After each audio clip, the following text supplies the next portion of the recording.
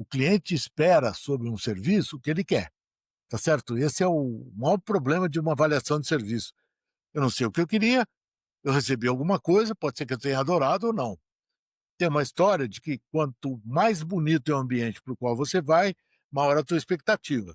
Quanto mais reputação tem o ambiente que você vai, maior a tua expectativa. Por isso que o McDonald's sobrevive, porque você só espera dele padrão. Padrão só satisfaz. Padrão não inspira nem surpreende. Eu, Vitor Lopes, estou aqui com o Edmur Sayane para falar de negócios, cultura e tecnologia, sempre com um pouquinho de ironia. Hoje vamos falar de temporários de Natal e marketing de serviços, como isso pode ajudar você no seu dia a dia.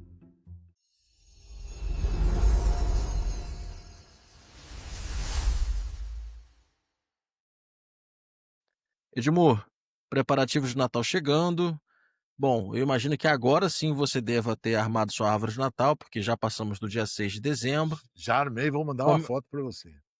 Manda uma foto que posta também, porque hoje em dia tem que postar, porque senão não vale não adianta. E como é que tem sido os últimos dias para você? Mais Tem, tranquilos, mais tem agitados? sido. Não, já começou a tranquilizar, né? Estou programando de ir para o Rio, e essa semana, vou na próxima, fazer o meu Aham, Natal com a família, né? legal, Antecipado, porque cada um vai para um canto, então nós temos que nos encontrar antes, e vamos ver se a gente se encontra também. E ótimo.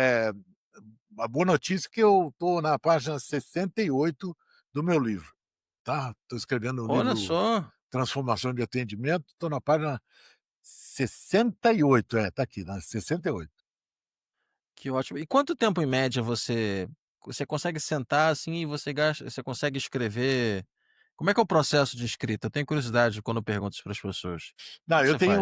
eu tenho todas as fontes minhas, né, que eu já gerei, e eu junto elas bonitinhas.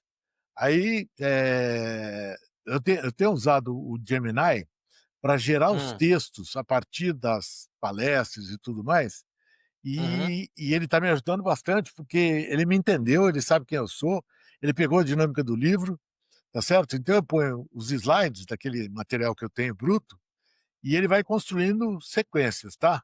Dos slides e tal, fazendo comentários e tal. Infelizmente, infelizmente, mas felizmente também, eu tenho que meter a mão em tudo que ele produz para refazer, né?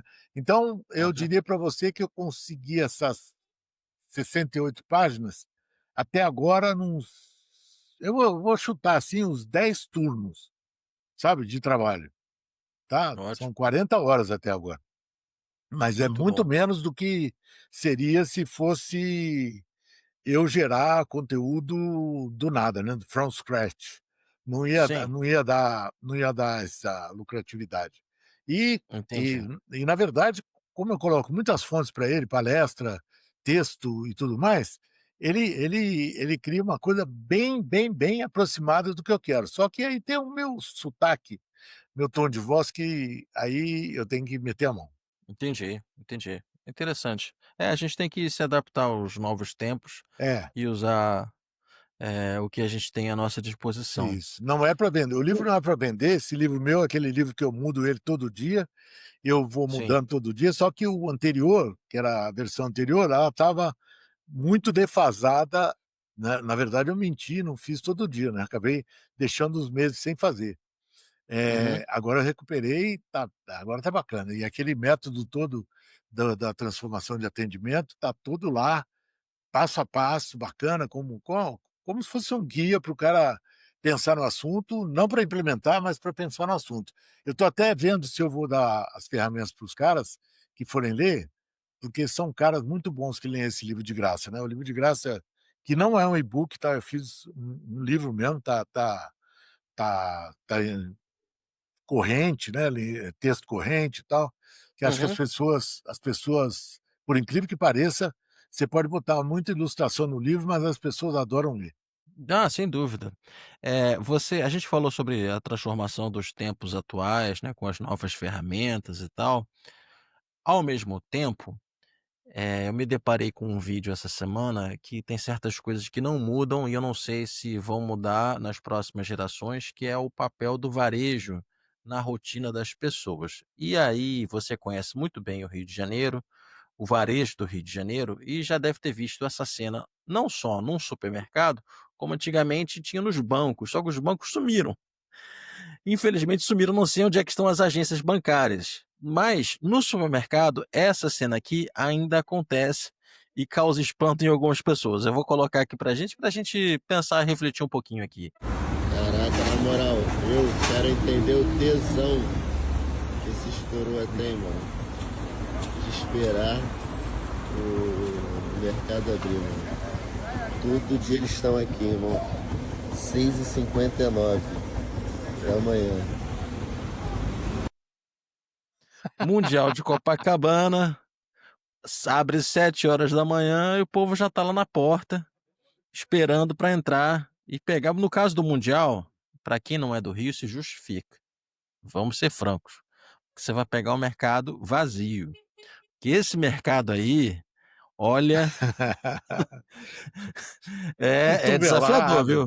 né, Não é cotovelada. não é para amadores, É. não é para amadores. Isso Isso é aí meu, isso é meu. é Não, isso é meu, isso é meu, isso é meu. não, ainda mais quando tem oferta relâmpago, o É, já negócio é vi já olha, vi eu já vi roubo de carrinho no mundial. A pessoa tinha feito carrinho, o cara foi lá e roubou o carrinho é, dela, porque é. já não tinha mais a oferta que estava no carrinho e a pessoa foi lá e roubou o carrinho. Eu falei: É, "Nossa senhora". exatamente. Mas o varejo, no final das contas, ele faz parte da rotina das pessoas, no final das contas. Essa discussão que a pessoa acorda, principalmente os mais velhos, acordam bem cedo, levantam: "Ah, vou lá passar no mercado, que o mercado vai abrir", fica na porta esperando, compra um pão, compra um queijo, compra um leite, seja lá o que for, vai para casa e tá tudo certo. Isso faz parte, ver lá os funcionários conhecidos, né, faz parte de um dia a dia, de uma rotina, e isso não é só no mundial, isso pode ser numa padaria, pode ser, em qualquer outro tipo de estabelecimento, pode ser de manhã, à tarde ou à noite. E isso é que faz a diferença, né, e essa relação, das pessoas. Você tem alguma reflexão sobre isso, Edmur? Sobre como o varejo faz parte, né, da vida das Não, pessoas? eu acho que, a compra, né, tem um sentido de recompensa, remuneração, né, para a vida das pessoas. E quando você acha um ambiente bom para ir, né, eu vou te falar que eu achei um barbeiro maravilhoso, tá.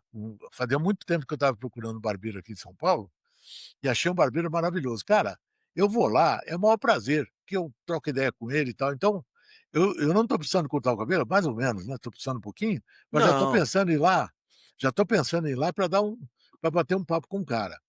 Tem o camarada do boteco da esquina aqui, que é um boteco de suco e tal, não sei o quê, que é outro. Eu morro de vontade de ir lá. Tem a Edileuza, que é segurança do Pão de Açúcar, que toda vez que eu passo pelo Pão de Açúcar, eu cumprimento a Edileuza e troco uma ideia com ela. Esses vínculos esses vínculos e a minha mulher tá muito engraçada, porque ela tá a dona do bairro, sabe aquela pessoa dona do bairro? Nós vamos num lugar comer que só tem coroa que cuida dos pais. Olha a loucura. E a Marta também Hum. tem a mãe dela que ela cuida e tal. Cara, a Marta chega lá, é uma festa, eu chego lá, é uma festa, aí e o São Paulo, e o Corinthians, não sei o quê. E o Vanildo, que é o dono, cara, ele se diverte lá, né? Só dá para ir até 10 para o meio-dia. Chegou mais do que 10 para o meio-dia, você não consegue sentar. Então são Hum. ambientes e as pessoas formam comunidades, né. Na Sim. verdade, o lance do varejo, eh, se tornou muito mais uma história de visitar o varejo do que ir comprar, tá certo? Quando você gosta do varejista, você visita o varejista. E acho que esse é o fenômeno que acabou acontecendo, né.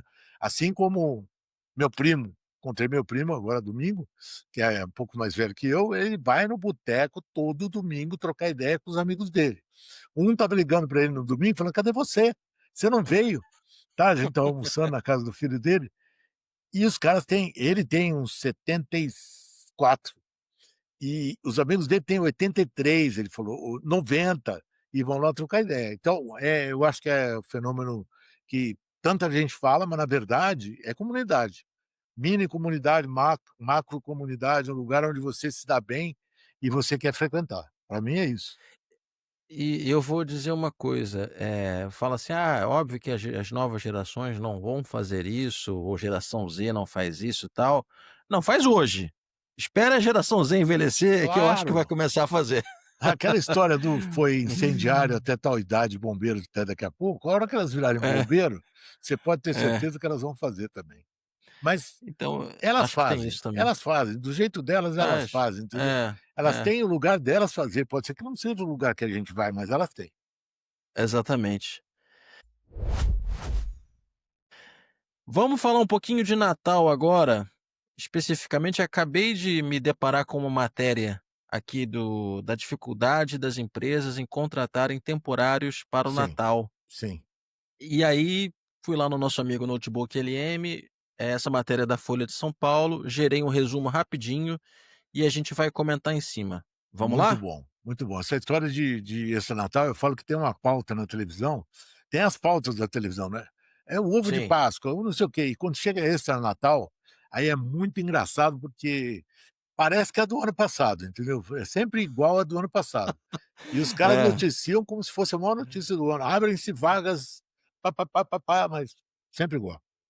É extra Natal, aí depois os últimos presentes, né, quem esqueceu de Isso, comprar os últimos isso. presentes no shopping, faz uma entrada lá no shopping, aí depois o réveillon é aquela matéria, principalmente aqui no Rio de Janeiro, Própria. que são os garis fazendo a limpeza Isso, na manhã do dia primeiro, junto com o isso, pessoal que acorda na praia. São isso. essas matérias que a gente É. sempre vê. 3 Exatamente, pulinhos, 3 pulinhos na onda para dar sorte, não sei o que é lá, é isso. sempre igual. Agora essa daqui tá falando que tá difícil de contratar. Vamos entender então o Tá bom. porquê, quais são os argumentos e aí a gente, comenta em cima.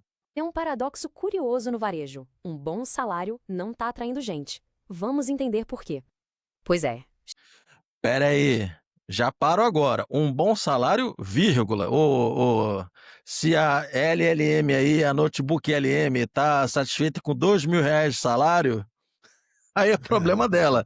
Eu acho que a gente tem que já fazer uma pausa aqui, porque um salário de R$ 2.000 não atrai trabalhadores. Tem que considerar que R$ 2.000 não é um bom salário. Pode ser até um salário acima do que o varejo costumava pagar para a temporada de Natal, mas não é um bom salário, vamos combinar, é um pouco acima do salário mínimo. Certo, Edmond? Exatamente. Isso é de praxe, né. Quer dizer, você tem a É, comissão depois e tal. Eu não sei se esse salário que ele está falando é o fixo, o mínimo, né, que ele ganha, mas, mesmo assim, não, mas vamos não é, é não é, não importante a gente atrai. pontuar desde o começo, já foi uma pisada de bola da IA aí, mas tudo bem, É, vamos seguir que ela tem coisas mais mas ela é importantes. otimista, elas sempre são otimistas. "Ah, que boa essa sua pergunta", né, você Vamos dá lá. um toco na IA, ela fala: "Ah, que bom que você me corrigiu", e tal, ela sempre é otimista. chega a época de contratar mais e simplesmente não tem gente suficiente querendo as vagas. Olha só, são mais de 112 mil vagas temporárias abertas só para este fim de ano. E detalhe, é o maior número de vagas temporárias dos últimos 12 anos. É muita oportunidade. E o mais curioso, isso acontece com um desemprego baixíssimo, o menor nível desde 2012. O salário até que é bom, com aumento real e tudo, mas na prática, não está funcionando. E a resposta pode estar aqui. Relatos como o do Nino mostram que dinheiro não é tudo. Uma pesquisa confirma. Vou voltar aqui porque ele falou uma coisa interessante, esse rapaz na reportagem. Importa trabalhar em um lugar que trate a gente com respeito e empatia. Nem todo mundo oferece isso. Olha essas aspas aqui, que pesadas. Ó, parece uma coisa de outro mundo, né? Mas é o básico. Vê se pode um negócio desse. Não é? É contra esse mal que eu venho trabalhando há 70 anos, né, os caras, o varejo é cruel, ele é um emprego que você se desgasta muito, né, um trabalho que você se desgasta muito, mas tem o pior de tudo, que é o dono do varejo, né, que não tem respeito pelas pessoas que trabalham com ele. Existe, é verdade, não é mentira, tá certo? E talvez, a consciência esteja aumentando, mas ainda há uma taxa muito, muito, demorada, tá certo? Ainda eu vou dizer para você, o lugar mais cruel que tem para alguém trabalhar hoje é varejo. Pior de tudo é restaurante que não contrata extra Natal, mas contrata part-time de fim de semana que o qua porque o quadro não é suficiente o quadro da semana não é suficiente para o fim de semana. Mas é isso O aí. varejo é pesado, mas eu diria que acho que talvez a construção civil também seja um lugar também Ah, não, pesadíssimo nem também, falo, mas a porque construção civil paga muito mais do que isso, né. sim, isso é verdade. É, Muito esse é o bem ponto, colocado. esse é o ponto. Vamos seguir. É tudo. Uma pesquisa confirma, com salários parecidos, o que pesa mesmo é a qualidade de vida. Ou Claro. seja, o jogo virou. A mentalidade antiga de abaixa a cabeça e trabalha já era. E um grande vilão dessa história é a famosa escala 6x1, que é super cansativa. Certo? E como as empresas Voltaram a falar da escala 6 por 1, que Sim, foi sim, passado na matéria resumidamente aí, mas vamos seguir aqui até o final para a gente fazer um panorama geral. sim. e como as empresas estão reagindo a tudo isso? Elas estão tendo que inovar, com prêmios, mais folgas e até mudando a escala de trabalho. Mas o desafio é gigante. São centenas de milhares de vagas que simplesmente não fecham. Uma saída que muita gente pensa, claro, é a tecnologia, como os caixas de autoatendimento. Só que a tecnologia não repõe gôndola nem corta picanha, né? Tem coisa que precisa de gente. O problema é que melhorar as condições de trabalho custa dinheiro. E aí vem a pergunta: Fica claro que não é só uma coisa de fim de ano. É uma mudança profunda no mercado. e fica a reflexão: um trabalho melhor para quem vende vai significar um preço mais alto para quem compra? Edmur, essa matéria fala especificamente, inclusive, do exemplo do Magalu. Tá tendo dificuldades de encontrar gente nessa época de Natal. Tá, que ela fala daqui, vou ler aqui as aspas, tá? Ah, o exemplo do Magalu de fazer premiações e bônus mensal a fim de atrair e reter mão de obra não é isolado no varejo. Desde a pandemia, o setor registra dificuldades crescentes de contratação que pioram nos 2 últimos meses do ano com Black Friday e Natal, quando os varejistas costumam concentrar 30% das vendas. Para atendê-las, as lojas aumentam as equipes em 20% em média, fecha aspas. É, assim, é difícil, né, eles tentam oferecer, né, bonificações e tal, mas, as pessoas querem, acho que além também do fato do autônomo, né, agora hoje em dia tem muita gente trabalhando por aplicativo, tentando ver outras fontes de renda também. É é um desafio estrutural, né, que é preciso ser olhado com atenção. Eh, Você tem mais alguma coisa para acrescentar em relação a isso que a gente comentou sobre o vídeo? Eu só espero que o pessoal tenha começado a contratar esse Natal bem antes do que o Natal. O que acontece normalmente é que o cara espera chegar o Natal, certo? Natal não, novembro, fim de outubro, novembro, para contratar as pessoas e para principalmente selecionar as pessoas. Se ele fizesse isso, se ele criasse uma campanha dentro da loja, dizendo: "Ó, nós vamos precisar de gente para o Natal, vai ter algum tipo de condição especial, você vai aprender umas coisas, nós vamos dar curso, nós vamos capacitar você". Eu tenho usado esse termo o tempo todo, né. O vendedor de loja é o primeiro emprego de todo mundo no mundo. Por quê?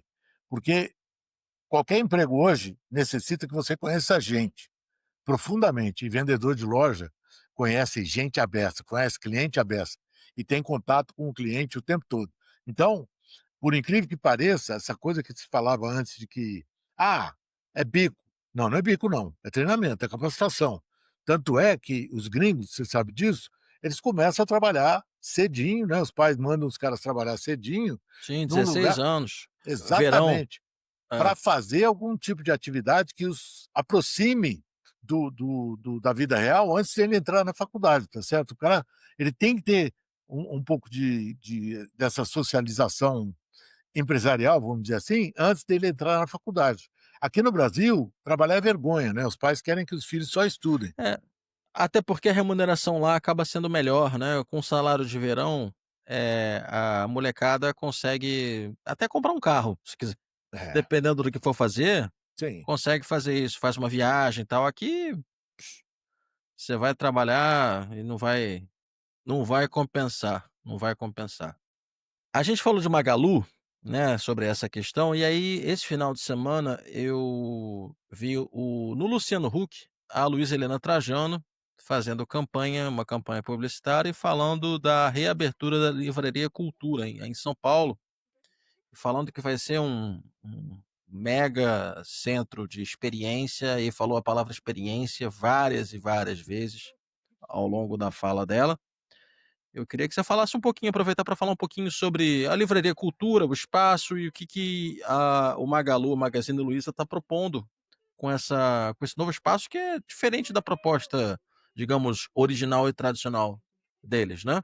Sim, com certeza. Eles querem fazer um flagship, né, que toda marca americana, ela preza a reputação dela e abre um tal de flagship, né, flagship era a bandeira do navio que estava chegando, né, como se estivesse chegando um navio novo na cidade, e eles fizeram um negócio que tem entretenimento, tem serviços, nós vamos falar disso daqui a pouco, e tem produto, tá certo? Ah, a Apple vai entrar com uma assistência técnica Apple, né, num lugar que eles nunca entraram, né, porque eles só fazem assistência técnica própria nos lugares que são deles. Tem uma parceria muito grande deles com a Apple e tem muita coisa acontecendo em relação às coisas que o Fred Trajano resolve fazer.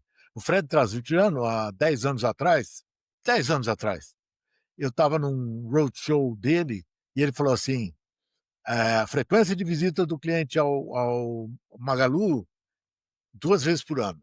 Do Alibaba, 8 vezes por ano. Eu quero chegar a 8 vezes por ano, portanto, eu vou lançar uma plataforma, pá, pá, pá, pá, pá, pá, pá, pá, pá, que foi o que ele fez agora. Essa iniciativa que ele está tendo agora de abrir num lugar que é folclórico em São Paulo, né? Tanto é que os caras não falam que é no conjunto nacional, tá certo?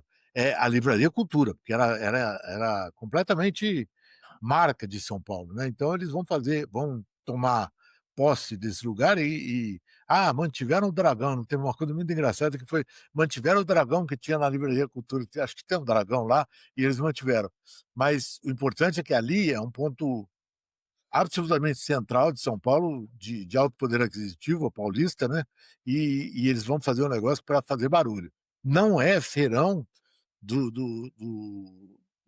no AMB de venda a preço barato, não é isso, né? É uma coisa mais nobre. Então, eu Uhum. espero que a partir daí eles criem não só isso, mas um padrão de atendimento Magalu melhor do que o atual, porque eles fazem um monte de coisa boa no digital, mas infelizmente eles não se afastaram da Casa Bahia, dos caras tradicionais de eletroeletrônico em atendimento humano. Tá? Infelizmente, eles continuam muito normais com o atendimento deles. Eu espero que lá eles criem um modelo que seja replicado. Você deixou algo interessante para a gente comentar nessa sua fala, que é exatamente a questão do marketing de serviços. Sim, Porque o marketing de serviços, primeiro seria interessante a gente conceituar sim. o que é um serviço. Eu acho que Só no para te próprio dar uma vídeo. só para te dar uma pista, você vai passar um vídeo Aham. aí, mas eu, dei aula no PDG, no Rio de Janeiro, e fui coordenador do PDG Serviços. Tinha um PDG Exec, que era para executivo normal, e um PDG para serviços. As pessoas não sabiam o que que era serviços, cara. O Leonard Berry, assim como esse cara que você tá trazendo para nós aí, foram os papas de serviço. Aí, o que que é serviço, Edmundo? É gás? Né? O cara não entendia que uma marca qualquer fazia serviço, entendeu? Fazia entrega, fazia essas coisas intangíveis. Caramba, que nem é intangível, é tangível, né? Mas é bom falar disso aí, porque um grande componente da experiência do cliente é serviço, tá? E se as marcas não entenderem isso, elas vão ficar capenga. Então vamos começar conceituando o que é serviço e Perfeito, o que não é serviço. perfeito. Então o primeiro ponto que você trouxe ele me lembra das minhas aulas de faculdade. O serviço, ele é essencialmente intangível, Não leva na sacola, nem no estômago. não leva na sacola. Aí vem uma confusão. Por exemplo, restaurante e supermercado são serviços. Você leva na sacola, o mercado também, você consome. Ele é, digamos, tangível, mas a questão é a seguinte: o serviço que você está contratando, não é a comida ou o produto da prateleira. Você está contratando, no caso do supermercado, um serviço de disponibilidade de mercadorias ali naquele ambiente, que alguém está facilitando para você, prestando atendimento para você levar aqueles produtos, assim como restaurantes também. Então, uma outra característica, importante dos serviços é que o cliente, ele participa do processo de produção do que vai ser entregue. Então, um carro, qualquer coisa tangível, esse microfone que eu estou falando, o computador que eu estou interagindo aqui com você, eu não participei do processo de desenvolvimento dele, da fabricação dele. Eu Isso, apenas comprei, isso, levei para casa, isso. né. Então, e aí quando a gente fala de serviços, a gente fala de uma gama enorme de possibilidades, né. A gente está falando da indústria médica, está falando da indústria alimentícia, né, da hotelaria, da hospitalidade, até do educação, isso é fundamental. É uma gama enorme e não à toa é o principal motor econômico mundial. Eh, assim, a gente saiu do setor agrário, né, era da agricultura, foi para a indústria e da indústria a gente hoje está em serviços, O Brasil ainda certo? não, né. O Brasil ainda está no agro, tá, mas tudo bem, mas ele acrescentou serviços a tudo isso aí. Eu falei o global, o motor da economia global. É porque acaba que o Brasil hoje ainda é considerado um grande produtor Sim. commodities e o Não, agora o agro hoje em Brasil foi dia pra acaba sendo, vamos falar que o mas a Brasil indústria foi de para serviços ainda é muito forte. o Ah, Brasil assim, foi para serviços sem ter passado por uma fase gloriosa na indústria, né, quer sim. dizer, o Brasil nunca foi um monstro da indústria, né, então, alguém relevante na indústria mundial, nada disso. Então, serviço acabou sendo uma coisa muito importante e realmente um dos maiores empregadores que tem no Brasil é serviço. O PIB Sim, também brasileiro também é muito dependente de serviço, as coisas são bem bacanas. Duro o varejo, dura medir a o inflação do serviço, atendimento, mas sim, e o varejo e o atendimento, eles são, né, um pilar muito forte, da sim. indústria de serviços, né, o E o varejo com e e os e o autônomos que você tem atendimento, falado, né. Os autônomos sem que você dúvida, fala tanto, né, são sem dúvida. Eu acho que aí tem a questão do autônomo e da autonomia que a gente vai abordar aqui, vai ser um ponto sim, interessante que a sim. gente fala de forma recorrente. Então, vamos tocar esse vídeo aqui. Esse vídeo ele é baseado no primeiro capítulo de um livro que é considerado uma das referências no marketing de serviços. O autor é Christopher Lovelock e o coautor, me fugiu o nome agora, eu vou tentar recuperar daqui a pouco. E a gente vai falar sobre marketing de serviços, porque é uma matéria fundamental para todo mundo. Eu acho que no final das contas a gente vai ver como os serviços fazem parte, tanto do ponto de vista de cliente, de consumidor, como também de trabalhador também, seja você tendo seu próprio negócio ou trabalhando para alguém. Pensa só. Existe uma economia gigantesca, quase invisível, com a qual a gente interage todo santo dia. Ela molda as nossas rotinas, impulsiona a inovação e, no fundo, define o jeito que a gente vive. Só que a dimensão dela, essa muitas vezes passa batido. Vamos mergulhar nesse universo. É só a gente pensar no dia a dia. O café que se compra de manhã, o aplicativo de transporte que a gente usa, o serviço de streaming que assistimos à noite. Cada uma dessas interações é uma pecinha dessa enorme economia. A questão aqui não é comprar um objeto, mas sim adquirir uma experiência, um benefício, um resultado. Beleza, mas qual é o tamanho real dessa tal economia de serviços? A resposta, olha, pode surpreender bastante. 63%. Guarda bem esse número. Ele representa a fatia que os serviços ocupam na economia global. É a maioria absoluta, operando bem aqui, na nossa frente. E este gráfico aqui, ele deixa isso bem claro. Enquanto a indústria e a agricultura são, claro, vitais, são os serviços que formam a maior parte do produto interno bruto mundial. É basicamente a espinha dorsal da economia moderna. E o impacto vai muito além dos números da economia. Ele bate direto na vida da gente. A principal fonte de criação de empregos hoje vem dos serviços. E isso significa que a carreira de muita, mas muita gente mesmo, está diretamente ligada a este setor. É aqui que a coisa fica interessante. Se os serviços são tão diferentes, as estratégias para vender também precisam ser, né? Não dá para usar a mesma receita de bolo. A diferença fundamental está toda aqui. É sobre ter a posse de algo contra ter acesso a algo. Pensa bem. Quando se compra um carro, o carro é da pessoa, e ponto. Agora, quando se usa um serviço de transporte, o que se está alugando? É o carro, a habilidade do motorista e a praticidade do sistema, tudo por um período. A gente compra o resultado, não o ativo em si. O bacana deste slide é que ele organiza bem esses desafios. É o tal do modelo IHIP. Vamos lá. Serviços são intangíveis, ou seja, não dá para tocar. São heterogêneos, porque a mesma consulta médica pode variar muito. São inseparáveis, já que a produção e o consumo acontecem ao mesmo tempo, que nem um corte de cabelo. E, por fim, são perecíveis. Um assento vazio num avião é uma receita que a empresa perdeu para sempre. Não tem volta. Então, essas são as características do que é um serviço, né? A gente falou de intangibilidade, a gente falou da da questão Não padrão, do né? produção e Do consumo do são não padrão, né? simultâneos, o não padrão também é interessante, a qualidade varia muito, e que não pode ser estocado, né, isso é muito interessante, é fundamental também. Então, para quem nos escuta, para quem vê isso, é fundamental pensar do que é serviço e o que não é serviço. Sempre. Não tem volta. Então, pensando em todos esses desafios, fica meio óbvio que aquele kit de ferramentas de marketing tradicional, que serve para produtos, talvez não dê conta do recado aqui. Os 4 P's, produto, preço, praça e promoção, são a base do marketing há décadas. E olha, eles funcionam super bem para vender algo tangível, algo que dá para colocar numa prateleira. Mas aí fica. Deixa eu voltar aqui nesse ponto, porque quem nunca teve aula de marketing a gente vai ter que fazer um intervalo aqui rápido.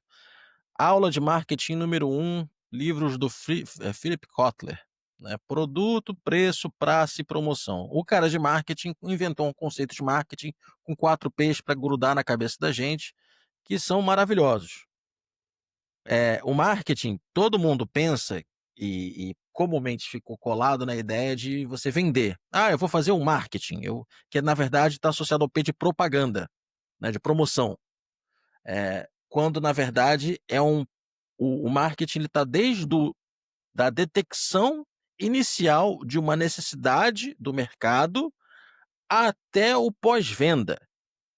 É assim, todo todo o processo de você levar a satisfação do cliente, desde uma necessidade até mesmo o pós-venda.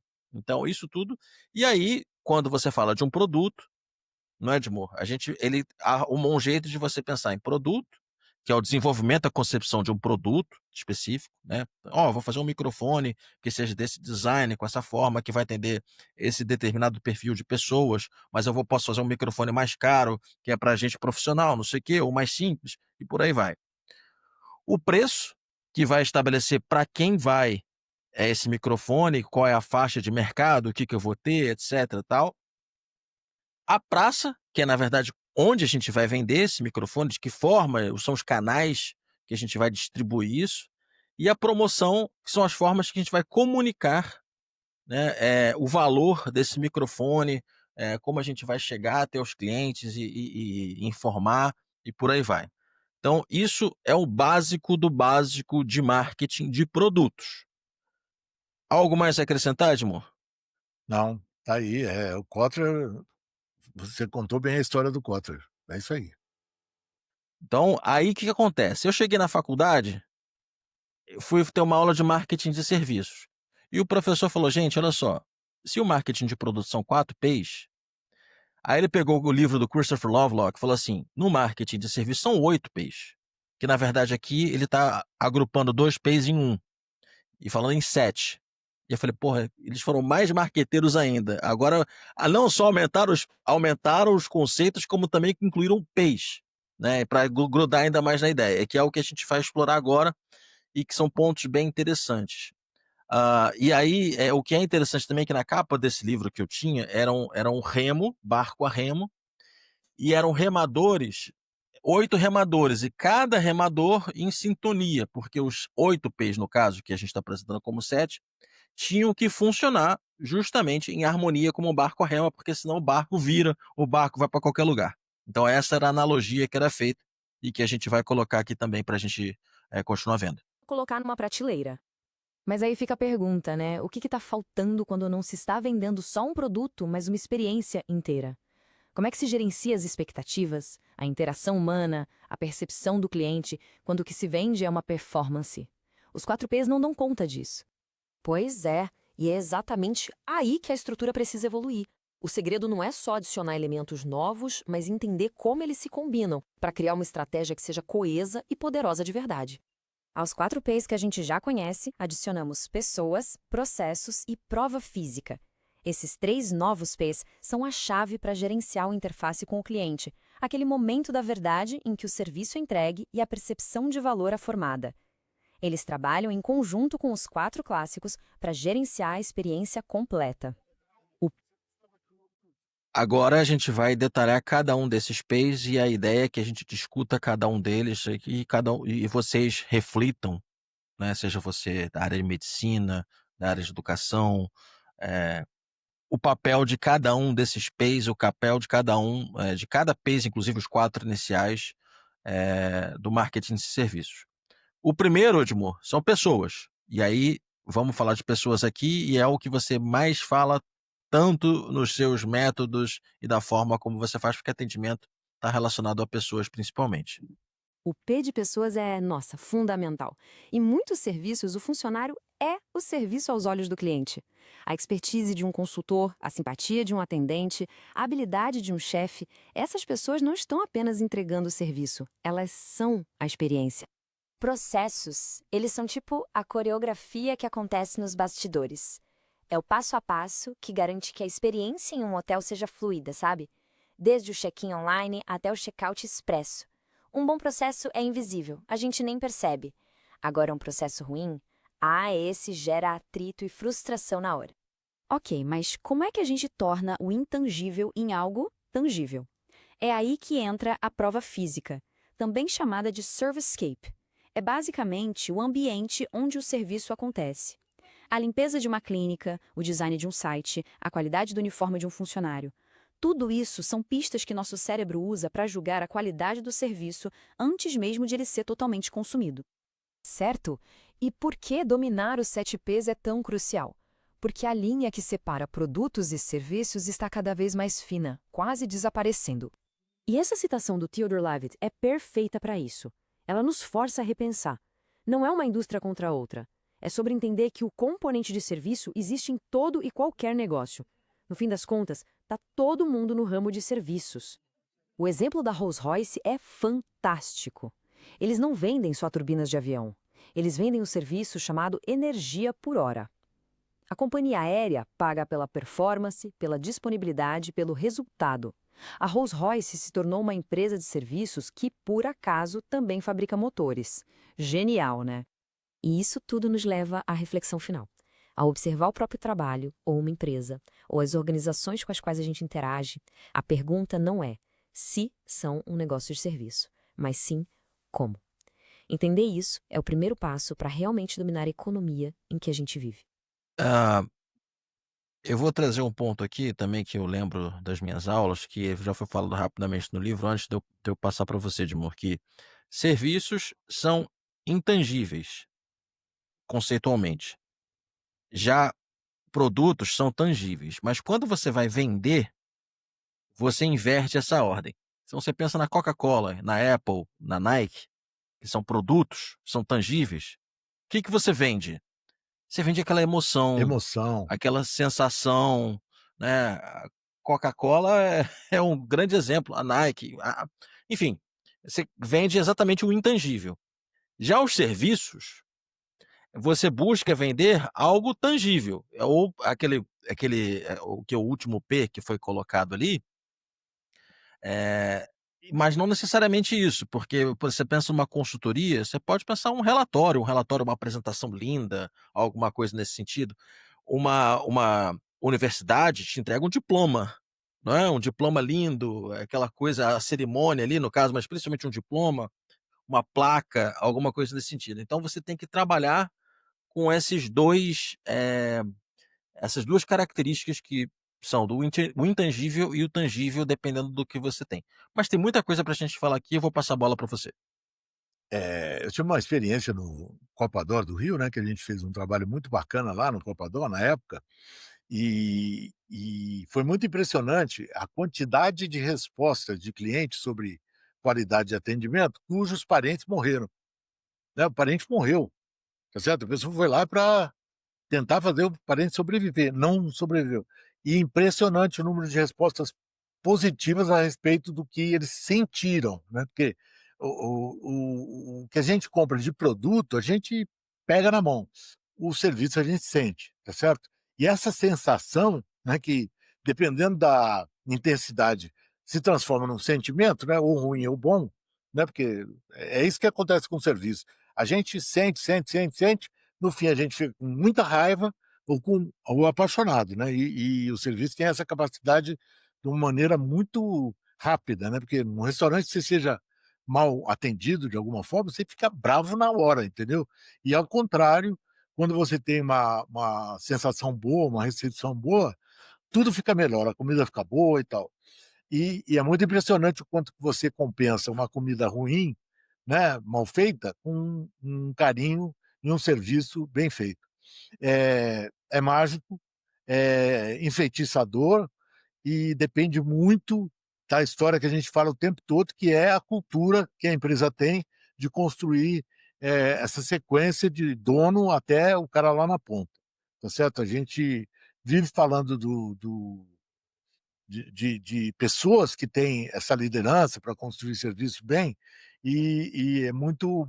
Eu tenho convivido ao longo da minha vida com pessoas que trabalhavam em empresas puramente de produto, né? Brastemp é um caso, né? O Eduardo Terra, que era o diretor de serviço da Brastemp, assistência técnica e tal, ele pensava completamente dicotomicamente em relação à marca, entendeu? A marca falava assim: se a assistência técnica não pagar, não tem peça. Ele fala, mas se não tiver peça, eu não consigo consertar o produto do meu cliente. Então ele combatia aquela coisa estabelecida do produto, né, pelo produto, para conseguir que a marca tivesse melhor reputação. E conseguiu, ele fez um trabalho muito bacana.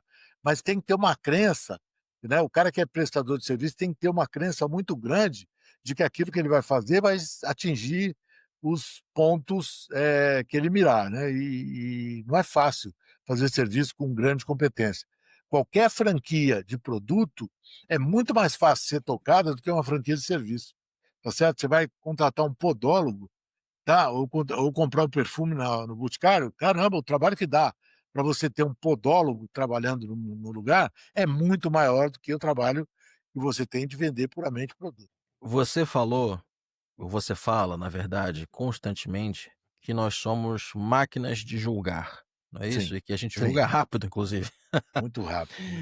É, e eu vou trazer, esses 3 pontos do marketing de serviços, né, que são pessoas, processos e o terceiro que ele eu não lembro qual foi a tradução que ele usou em português, Tá. mas seria o physical, né, a É, o a questão do espaço físico, sim. que Esse, só para quem está ouvindo, né, é o cara do McDonald's está com aquele mop passando o tempo todo no McDonald's para dar a certeza para o cliente que está lá de que o restaurante cuida da limpeza, tá certo? É o banheiro do McDonald's está super limpo para provar que a cozinha funciona bem. É um pouco disso aí. e sem a gente combinar, você usou o caso do McDonald's, porque era exatamente o que eu estava pensando em falar sobre a McDonaldização que a gente falou, porque você criar escala em serviços é muito desafiador. Então, pensando nesses 3 P's, curiosamente, quando você pensa em escala, o foco está em processos, né, o McDonald's você tem que fazer a mesma coisa 10.000 vezes, não interessa quem faz aquilo, e o físico, que é estar igual, exatamente dentro do padrão, você vai reconhecer a quilômetros de distância aquele M do Perfeitamente. McDonald's e investir naquela marca. Pessoas vira commodity no McDonald's e É, acaba acabando o encantamento, né, por isso que é aquela questão do desencantamento, que o George Ritzer falou tanto, do algo local e do nada global. O aspecto pessoas, dentre esses, 3 que a gente falou, é o grande diferencial. perfeitamente. É o que faz a grande diferença, tanto positivamente quanto negativamente, no final das Sim. contas. Mas a gente acaba vendo cada vez mais, e vou dizer o seguinte, eu acho que esse que é o desafio, Edmur. Mesmo negócios, digamos, que não são franquias, são negócios locais, eu vejo muita gente, muitos empresários pensando em investir mais em processos e mais em físico do que em pessoas. Eu não sei se você tem essa percepção. Eu vou trazer um exemplo aqui, Vai. mas eu queria que você falasse sobre isso, porque é a impressão que eu tenho. Você concorda comigo ou não? Eu concordo absolutamente, né, tanto é que a gente batalha, quer dizer, eu estou sempre falando da minha luta, né, mas a gente batalha para que as pessoas deem valor às pessoas que estão lá na ponta, tal, fazendo as coisas acontecerem, e são pessoas muito humildes, né, as pessoas que fazem um serviço ser percebidos, são pessoas muito humildes, porque ou são call center, ou são pessoas de loja, né? É muito difícil, a não ser nos casos de B2B, né? Que você tem uma prestação de serviço que é mais valorizada, né? Então, você vai. Eu lembro da Telecom, né? Que ela, quando ia atender cliente grande, que era corporate, ela mandava um cara super bacana, bonitão e tal, para atender um cara do corporate. Só que no corporate, quem te atende é o empregado, é um diretor. Enquanto que para vender para varejista pequeno, ela mandava um terceirizado, né? Muito meia boca, entendeu? E o cara que é dono do negócio, pequenininho, ele quer ser bem atendido, né? O físico para ele é ter um cara que vá à loja dele com boa aparência, né? E eles mandavam os caras que não eram lá essas coisas para atender os donos. Essa inversão de fatores é muito, muito, muito crítica. A Disney, só para ter um nome para essa história aí, que é clubista, tá certo? A Disney faz umas coisas muito engraçadas, tá? Tem um cartaz do Mickey. Se você olhar atrás do cartaz do Mickey, tem a bunda do Mickey. O cartaz é completo, entendeu? Não tem papelão atrás.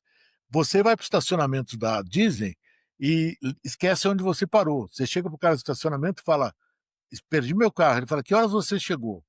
Tá, então você está entre aqui e aqui. Então eles têm uns registros e uns processos que ajudam, né, na percepção do cliente, que por acaso é esquizofrênica.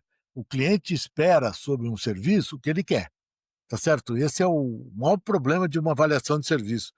Eu não sei o que eu queria, eu recebi alguma coisa, pode ser que eu tenha adorado ou não. Tem uma história de que quanto mais bonito é o ambiente para o qual você vai, maior a tua expectativa. Quanto mais reputação tem o ambiente que você vai, maior a tua expectativa. Por isso que o McDonald's sobrevive. Porque você só espera dele padrão. Padrão só satisfaz. Padrão não inspira nem surpreende. Eu vou trazer um exemplo aqui sobre a valorização do físico. E eu acredito, eu tenho uma hipótese minha que a valorização do físico está muito associada ao nosso estilo de vida, à nossa cultura de vida mais consumista, que valoriza marcas, que valoriza uma ostentação até, porque é tangível e principalmente a palavra, a ordem do dia, que foi inclusive, aliás, diga-se, Luísa Trajano falou isso, lá dentro olha, lá na Livraria Cultura vai ter experiência, vai ter muitos espaços instagramáveis. Ela falou exatamente isso. Então, o Instagram, ele acabou sendo um balizador cultural, um formador de opinião na vida das pessoas. E aí foi no próprio Instagram que eu vi, um exemplo de uma academia de ginástica que, olha só, eu sou velho, né, tô falando academia de ginástica. Eu vejo se pode, eu acho que quem é que chama, né, pode ser espaço fitness, pode ser alguma coisa, mas eu chamei academia de ginástica. E não falo treino, né, você vai fazer musculação. Eu não entendo como é que as pessoas falam em treino, mas tudo bem, cada um chama do que quiser. E se a pessoa que quiser também falar que é pai e mãe de pet, fica à vontade, não tem nada contra isso, apesar de eu não falar que eu sou pai quando sou pai de pet, mas tudo bem. É o seguinte, esse espaço aqui, vamos dar uma olhada, não vou falar nada não. Vou passar o vídeo aqui pra gente dar uma olhada. Qual que é o equipamento mais caro e o mais barato que você tem aqui? As panatas são as mais caras. Essa aqui de bíceps custa 100 mil reais. Uma máquina. E quantas máquinas você tem aqui? 280 posições de máquina. Esse bíceps da panata aqui, ó, 110 mil reais. Essa panata aqui de ombro, 110 mil reais. Eu trouxe ela de container lá da Itália, cara. Essa aqui é uma das melhores máquinas de peito que tem no mundo, tá? Também uma panata, né? Olha a regulagem dessa máquina. Quem desenha essas máquinas é a Pininfarina. das carrocerias da Ferrari. Isso. Porque custa na faixa de 90 mil reais. Custa um par de dumbbell dourado de 100 Ó, quilos. 15 E um par. mil reais um par. Que eu fiz numa fábrica de joias. Essas esteiras são uma das esteiras mais tecnológicas do mundo, tá? Está na faixa de 50 mil reais. Tenho 28 esteiras dessas. LeForce, americana. Essa está na faixa de uns 30 mil reais. É uma das mais baratas daqui. Quanto custa para treinar aqui? 359 no plano anual. A gente tem aqui também o plano de final de semana. Só de sábado e domingo. Esse aí 199, o day use 80 reais. Edmur, é o seguinte, é um espaço muito bonito, a parte física lá, física do ambiente, não a física de quem aparece no vídeo, não vou entrar no detalhe, não me cabe aqui. É bacana, né, você vê os equipamentos, mas assim, o meu ponto é o seguinte, houve uma ênfase absurdamente focada em os equipamentos, o preço dos equipamentos caríssimos, como se os equipamentos fossem garantir que a pessoa entrasse em forma. O cara vai ficar fortão, só que É. ele faz musculação na panata.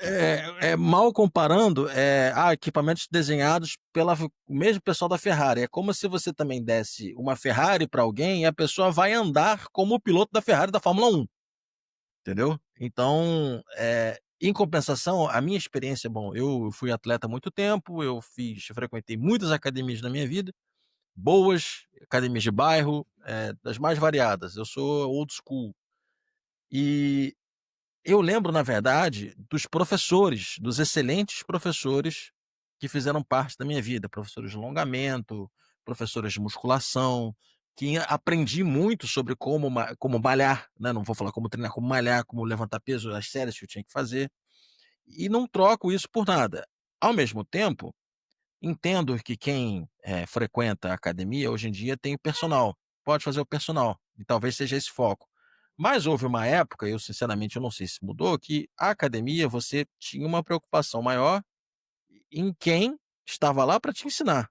Sim. Mas a grande verdade é que, infelizmente, as academias estão indo para um modelo que deixa o aluno se quebrar lá dentro, entendeu? E eu lembro porque, enfim, fisioterapeuta, só para concluir aqui, um amigo meu fisioterapeuta da época de esporte, ele falava que essas redes de academia, que eu não vou citar o nome, mas que tem toda esquina, fechou um cinema, abre essa academia, entre outras, era a maior fonte de pacientes, clientes deles de fisioterapia. Isso e crossfit. Porque as pessoas vão lá, começam a levantar peso, trava a coluna, trava o braço e por aí vai. Então, é um exemplo, né, que eu queria trazer para reflexão, que hoje existe uma ênfase cada vez maior em quanto você gasta em equipamento, quanto você gasta. Isso pode ser para qualquer outra coisa. Pode ser para hospital, pode ser para centro educacional, uma sala linda, tá, não sei o que, os professores uma porcaria, entendeu? E eu queria que você... Não, você viu que o comentário do dono da Night Routine ali foram 3 P's, né? Quer dizer, produto, que ele considerou o que ele tem como equipamento produto, teve preço, tá certo? E teve a promoção dele falando das histórias lá, né? Mas o que ele fez com esse vídeo dele foi levar a expectativa do cliente lá para cima. Se ele não tiver um atendimento maravilhoso, o cliente vai achar que o atendimento dele é uma porcaria, porque o cliente não é bobo. Ele fala, pô, o cara investiu tudo isso nesse troço e não investiu nas pessoas que vão... A academia de bairro que eu frequento aqui, a melhor pessoa que tem se chama Bruna, que é recepcionista, cara. Eu nunca vi uma recepcionista de academia tão espetacular. E o Fábio, eu pulei 2 dias de academia, porque eu falei pro Fábio que eu estava com minha lombar ferrada. Ele é meu personal, tá? Tudo bem. Uhum. Hoje, ele fez uma série só de lombar. Ou seja, ele criou para mim uma oportunidade de eu me tratar de um negócio que eu estou sentindo que até então eu não teria nenhuma... E eu sei lá qual é o equipamento que ele usou, entendeu? Eu estava lá no equipamento, mas eu não faço ideia se o equipamento era caro ou barato. Funcionou. Tá certo? Funcionou. Eu me questiono assim, porque no final das contas eu não estou criticando o dono da academia. Na verdade, o dono da academia ele está indo na onda. O que eu estou questionando aqui é o seguinte: será que se ele chegasse e falasse o seguinte, olha, gente, nós temos aqui nessa academia, sei lá, em vez de falar do 28, 50 esteiras, 28 equipamentos, não sei o que, eu falo assim, eu tenho aqui 30 professores, todos pós-graduados em educação física, com Isso. especialização em treinamento esportivo, não sei E das 1000 quantas, não sei das clientes que têm quantas. um testemunhal de que aqui eles conseguiram tudo que eles almejaram quando Sim, eles contrataram a academia. e aí, de repente, falasse assim, também falar sobre alguns falam, né, satisfação de cliente e tal, talvez a academia seja jovem, testemunho, seja jovem, seja nova. Eh, mas assim, esse foco do atendimento em pessoas, né, e eu acho, sinceramente, infelizmente, eu tenho que dizer que eu acho que não, acho que as pessoas não valorizariam tanto quanto falar que ele tem Panata, não sei das quantas, da Ferrari, É. que custa 50, 100 mil reais. E aí eu caio nesse dilema, falei: "Cara, putz", aí eu já não sei o que Ah, fazer exatamente. o aluno dele eventualmente está à busca disso, né, porque lembra que É, uma das fases da motivação do Maslow é aparecer, né, tem uma fase que você quer aparecer, então nessa fase é de o Instagram. aparecer, É. aí é Instagram, aí é tudo que é hype, tudo que está na moda e tal, e você vai achar que aquilo é a melhor coisa do mundo, e tem isso, né.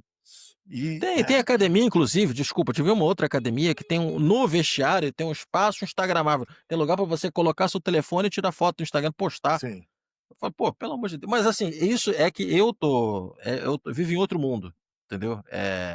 Eu sei disso, eu confesso. Eu sou réu confesso, Edmond.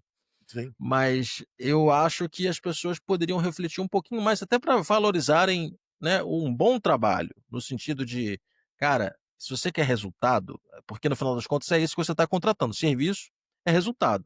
É. A não ser que as pessoas não estejam contratando esse resultado, como você falou, as pessoas não querem o resultado da academia, elas querem simplesmente o que, na verdade, talvez seja isso, sempre Verem ser contrataram. vistos, né, verem ser visto, né, Exatamente. porque tem muita gente que Ver e faz. ser visto. A academia era isso, né. É. Tinha uma galera que ia 7 horas da noite, assim, que é o horário de pico, horário do rush, que era aquele momento da social, né. Você Sim. ficava lá fazendo isso, sempre foi assim. Então, cada um.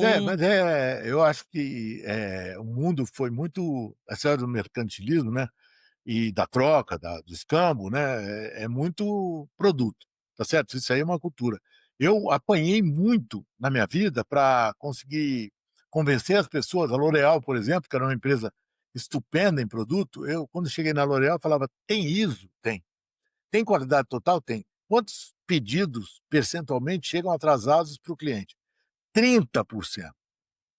Nossa. 30%, ou seja, eles não entendiam a parte de serviço que eles tinham que fazer. Enquanto que você tem empresas que, hoje em dia, então, principalmente com o que os aplicativos estão fazendo, né, eles te dão onde está o teu, entregador, tá certo? Sim. Eu ligo para o porteiro e falo: "Chegou, né?"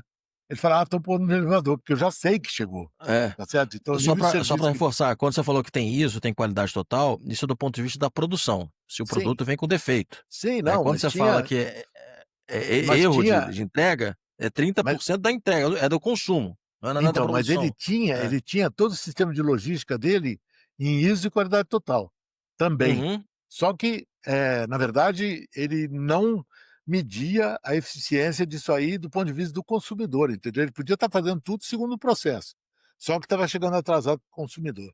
E era um abuso, né, porque como a L'Oréal era única, né, não tinha cabeleireiro que abrisse sem produto da L'Oréal. Então ela estava tranquila com relação a isso. Aí começaram a vir os concorrentes, isso aconteceu com a Johnson& Johnson, que eu trabalhei também, Uhum. começaram a vir os concorrentes, aí o preço baixou, né, a logística teve que, né, não tem logística melhor do que logística farmacêutica no Brasil, né, que entrega produto 3 vezes por dia numa farmácia, então eles apanharam muito, porque a componente de serviço deles era desconhecida, não consciente. Entendi. Olha, tem bastante coisa para a gente falar de marketing de serviços, a gente está chegando no final do nosso episódio de hoje. A gente nem falou ainda, inclusive, sobre as questões relacionadas ao digital e o impacto que eles têm nesses 7 P's, 3 P's, extras aqui. Porque quando o Kotler fez isso, quando o Lovelock pensou junto com o coautor dele, esse digital não tinha entrado com Instagram, com TikTok Shop, com Sim. coisas. Então, vale a pena a gente abordar isso numa nova jornada e talvez pensar aqui, vamos explorar talvez cada um desses novos P's aí, pessoas, processos e o physical, até mesmo dentro da abordagem do capítulo dele, para a gente pensar um pouquinho de como você que está assistindo a gente, está escutando a gente, possa usar isso no seu dia a dia, nos seus próprios negócios e melhorar, né, Edmur? Porque o atendimento é o que você sempre fala também e tem outras questões que estão correlacionadas a ele. E eu acho que a gente pode pular, juntando produtos e serviços, para falar da experiência do cliente, que é a que realmente mede todo o Sim. esforço que a marca faz em todos os sentidos. Como todo mundo tem serviço, tem muita gente que tem produto também, né. Então a gente pode ver isso aí, a gente faz um belíssimo notebook LM do meu Vamos. último artigo sobre experiência do cliente, e a gente vai, passar para o nosso espectador, né, lindo, maravilhoso, coisas bacanas sobre isso. Como fazer a experiência do cliente ser do jeito que a gente imagina e cumprir a promessa da marca, né, porque a marca faz o branding prometendo. Uhum. Se não entregar na ponta, tudo que você fez vai por água abaixo e não é que você perde só o dinheiro que você investiu, você perde porque você joga a sua reputação no chão. Sem dúvida. Bom, fechamos por aqui e fica aqui minha dica também para quem quiser acompanhar a nova novela que se sucede, que é a compra da Warner Brothers pela Netflix Pela ou pela Netflix. Paramount. Vai virar série, não sei se pela Netflix ou se é pela Paramount, mas essa compra por si só tem tudo para virar série. Não sabe quem vai levar, a Netflix por enquanto tá na frente, mas o cara chegou e ofereceu 40 bilhões de dólares a mais, só para ver se garante. Tô falando em ordem de grandeza, mas é mais ou menos isso. Tudo em dinheiro. Dinheiro, como diria Bottini lá, o Ciro É. Bottini do Shoptime. Dinheirinho, 40 bi de dinheiro, cash, assim, ó, pum, pum, pum. Então, o dinheiro não é problema ali para aquele povo, tipo, e aí não sabe o que vai acontecer, tem lei antitruste, tem política no meio. Olha, tá uma maravilha, todo dia que eu recebo uma notícia sobre o assunto, eu me debruço sobre ele, mas parece que vai se arrastar por anos. Então, vamos ver o que vai acontecer. Fechamos? Graças a Deus. Mais um, não teve nem tanta ironia hoje, foi sério, né, mas é porque a gente Não, está foi. num respeito a esse tema aí que é bacana. Um tema mais acadêmico. É isso. E Abraço a todos, até a próxima. boas vendas para o pessoal, cuida aí dos seus clientes que as coisas vão dar certo.